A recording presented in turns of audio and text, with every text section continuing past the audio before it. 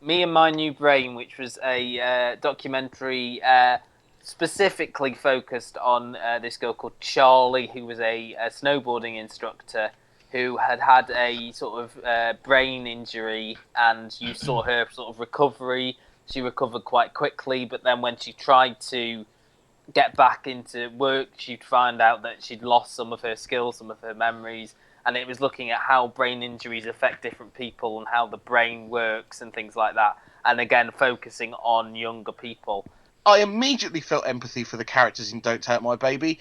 I didn't really feel that with the main character in this show, and therefore I was a little distracted and a little not interested in her story. Not to say that I didn't, see what she had been through, but didn't really think, oh, this is something I could relate to. I think that for me, I thought it wasn't as involving. I'll give you that as Don't Take No, My Baby, but I I would don't agree. think many things will be. But I thought it was a well paced documentary, and again, it's one that you'd recognise if you've seen a lot of BBC Three documentaries. They focus not just on Charlie, but on other people similar to her, the friends she'd made Yeah. since suffering I, this I, for blow to me the head. personally, Yeah. there were two scenes that stuck out for me. One where she Was it goes that- back Yeah, into the that intensive Hannah. care, and Hannah, who I felt Hannah. immediately sympathy for, I loved who Hannah.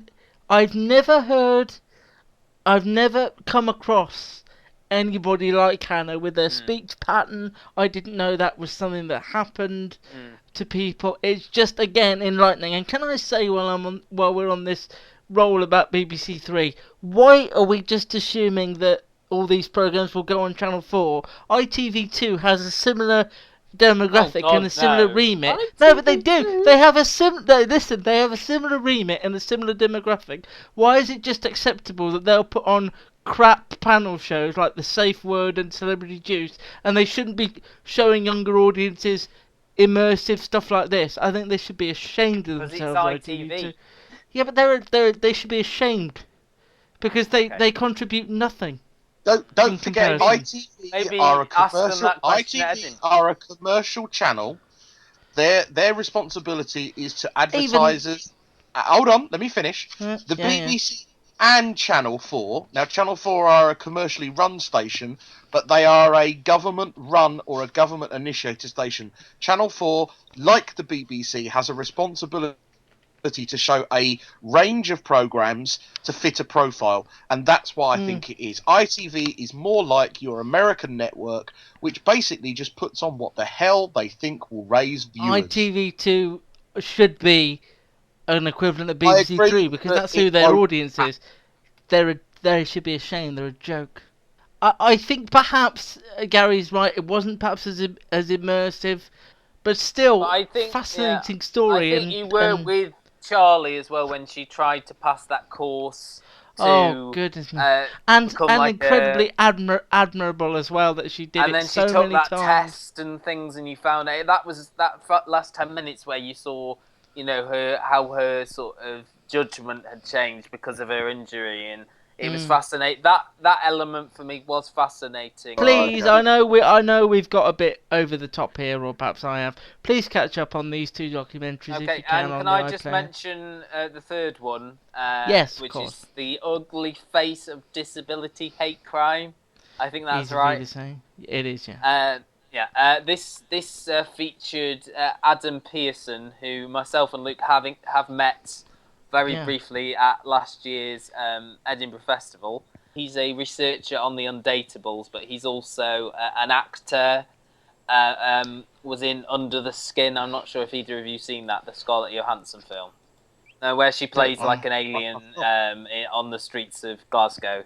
It's a very strange film, and he's got a very small role in it. But off the back of that, he got some abuse. He did some interviews. There was an abusive comment that someone left on his YouTube page, and part of the documentary is him trying to, contact YouTube, ask the police why are these people allowed to get away with this. His story just generally is incredible because you learn about his condition is, he's got all these tumors growing on his face.